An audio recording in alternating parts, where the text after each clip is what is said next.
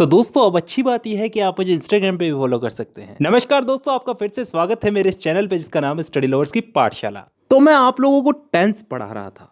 इससे पहले मैं एक वीडियो बना चुका हूं, डिस्क्रिप्शन में आपको लिंक मिल जाएगी, अगर नहीं देखी है तो अभी देख लीजिए। तो पिछली वीडियो में हम लोगों ने बात की थी कि टेंस के 3 प्रकार होते हैं, प्रेजेंट, पास्ट एंड फ्यूचर, और इन्हीं 3 प्रकारों को 4-4 भागों में बांटा गया है और टोटल मिलाकर के ये हो गए 4 तिया 12। और इन्हीं 12 भागों को समझाने का मैंने आज वादा किया था, तो जरूर समझाऊंगा। लेकिन उससे पहले मैं आपको बता दूं, अगर ये 12 भाग आपने समझ लिए तो पूरे टेंस समझ लिए, क्योंकि ये सारे टेंस इन्हीं 12 भागों में है दोस्तों। लेकिन ये 12 भाग हमें आसानी से समझ में आए, इसके लिए मैं सुविधा करना चाहता हूं। यानी इनको समझने से पहले एक चीज हम समझ लेते हैं, बहुत ही इंपॉर्टेंट चीज है, इसको समझे बिना हम टेंस नहीं समझ सकते।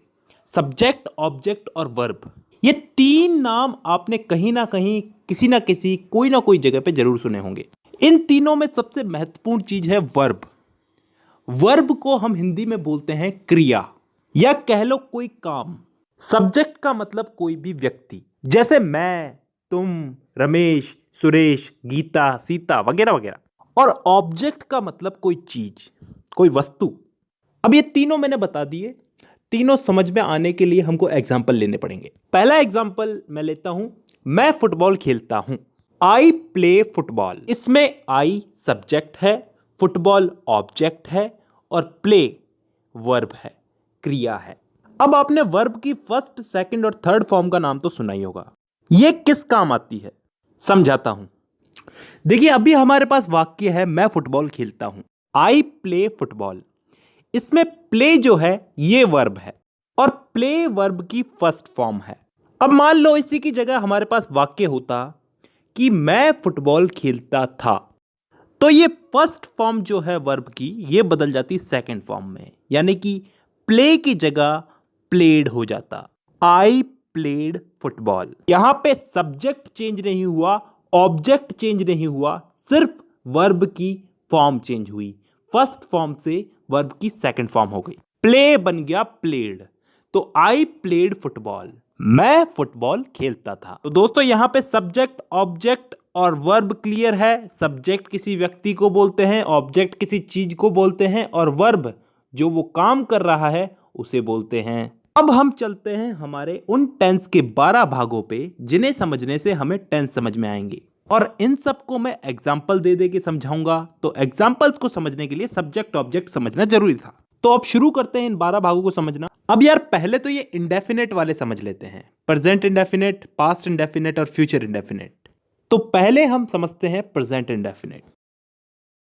हां, तो अब इसको मैं एग्जाम्पल देकर के समझाऊंगा। 3 टाइप के मैं आपको इसमें एग्जाम्पल्स दूंगा, अफर्मेटिव, नेगेटिव और इंटेरोगेटिव। जैसे हिंदी में बोले तो सकारात्मक, नकारात्मक और प्रश्नवाचक। और उसके बाद कुछ इंपॉर्टेंट रूल्स है वो याद करने हैं, उसके बाद ये भाग कंप्लीट। तो शुरू करते हैं। मैं किताबें पढ़ता हूं, आई रीड बुक्स। यहां पे मैं सब्जेक्ट हूं, किताबें ऑब्जेक्ट है और पढ़ना एक क्रिया है, यानी कि वर्ब है। तो सब्जेक्ट आई, पढ़ने का रीड वर्ब रीड और object books, I read books. चलिए इसी को नेगेटिव में बनाते हैं। मैं किताबें नहीं पढ़ता हूं, I do not read books. यहां पे ये डू नॉट क्यों आया ये मैं बाद में समझाऊंगा, लेकिन अभी इतना समझो कि यहां पे आई वही सब्जेक्ट, रीड वर्ब और किताबें बुक्स ये ऑब्जेक्ट। इसी का हम लोग एक इंटरोगेटिव एग्जाम्पल लेते हैं। इंटरोगेटिव यानी कि प्रश्नवाचक। क्या मैं किताबें पढ़ता हूं, डू आई रीड बुक्स। चलिए अब यहीं से ही हम लोग नियम चालू करते हैं। सबसे पहला नियम ये कि यहां पे डू पहले क्यों आया।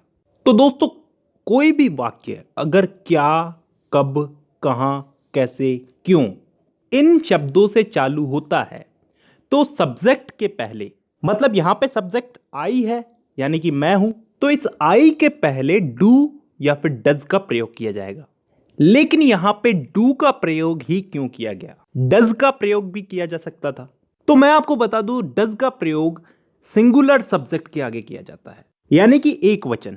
यहीं पे इसी से ही हमारा दूसरा नियम भी निकलता है। मैंने आपको बताया था यहां पे डू नॉट क्यों आया, ये मैं आपको बाद में बताऊंगा, तो अब बताता हूं। देखिए यहां पे अगर आई की जगह कोई सिंगुलर नाउन होता, ही, शी, इट वगैरह, तो यहां पे डज नॉट का प्रयोग होता। और क्योंकि आई एक प्लूरल नाउन है तो इसके साथ डू नॉट का प्रयोग होगा। अब इस आई रीड बुक्स वाले सिंपल सेंटेंस को क्यों छोड़े, इसके साथ भी एक छोटा सा नियम है। इसमें अगर सिंगुलर नाउन हो, ही, शी, इट वगैरह, तो वर्ब की फर्स्ट फॉर्म के साथ एस या ईएस जुड़ता है। जैसे he goes to college, he reads book. अब इन तीनों के नियम याद हो गए। अब लास्ट दो रूल्स याद करने रह गए इसमें। सिंपल सिंपल से ही है, समझ में आ जाएंगे। देखिए कभी भी कोई वाक्य हु, WHO, हु से प्रारंभ होता है तो उसके साथ कभी भी डू और डज का प्रयोग नहीं होता। उदाहरण के लिए who goes to college, college कौन जाता है। एक और उदाहरण लेते हैं, हु मेक्स अ नॉइज, शोर कौन मचाता है। तो यहां पे हमने डू और डज का प्रयोग नहीं किया।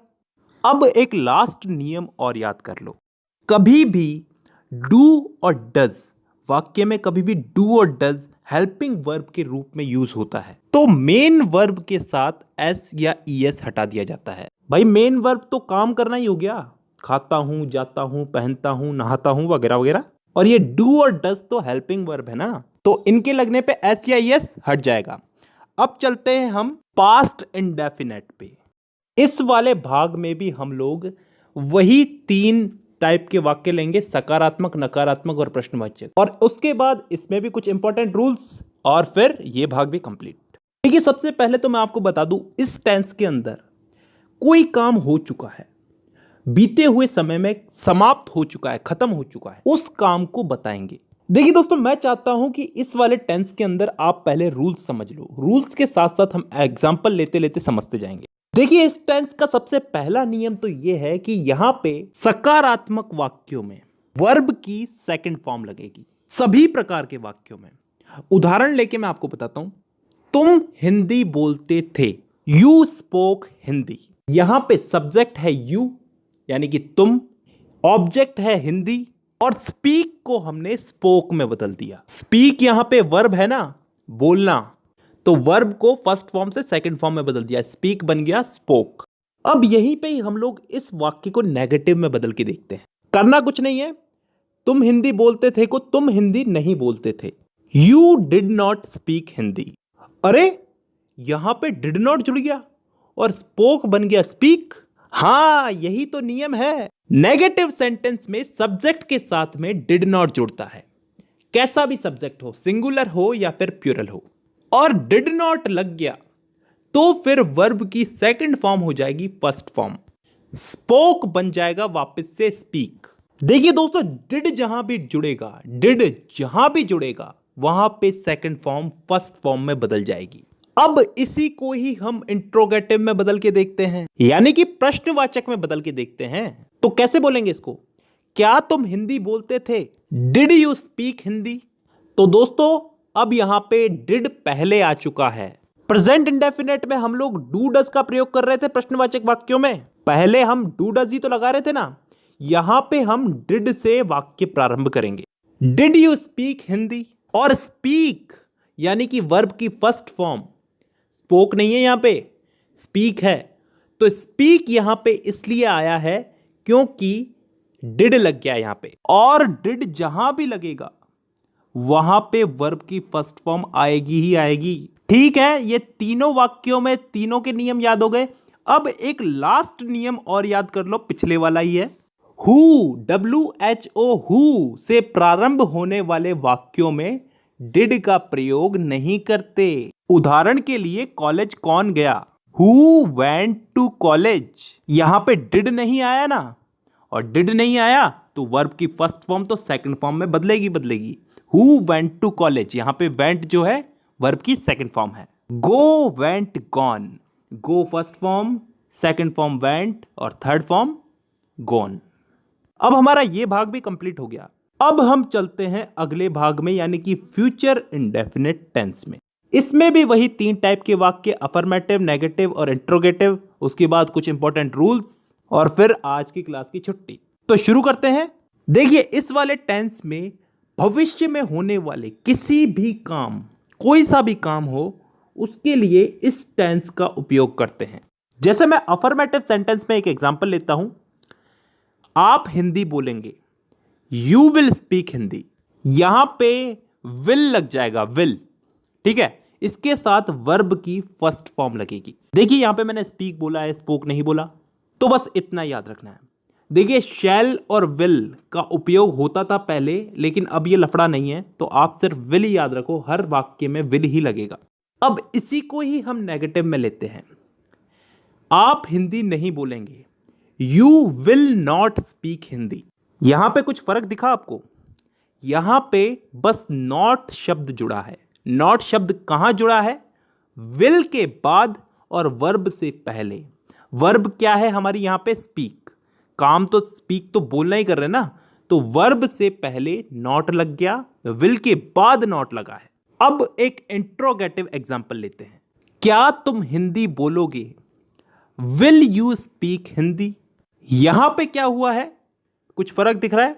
विल जो है ये आगे आ चुका है। इंट्रोगेटिव सेंटेंस में विल को सब्जेक्ट के आगे यूज करते हैं, बस इसके अलावा कोई और रूल याद नहीं रखना। तो दोस्तों आज की वीडियो में हम लोगों ने इंडेफिनेट को कंप्लीट समझ लिया। आज की वीडियो में हमने प्रेजेंट इंडेफिनेट, पास्ट इंडेफिनेट और फ्यूचर इंडेफिनेट समझ लिए हैं। अगली वीडियो में मैं आपको प्रेजेंट कंटिन्यूस, पास्ट कंटिन्यूस और फ्यूचर कंटिन्यूस ये तीनों समझाऊंगा। तो दोस्तों आज की वीडियो में बस इतना ही। मुलाकात होगी आपसे अगली वीडियो में, तब तक के लिए धन्यवाद।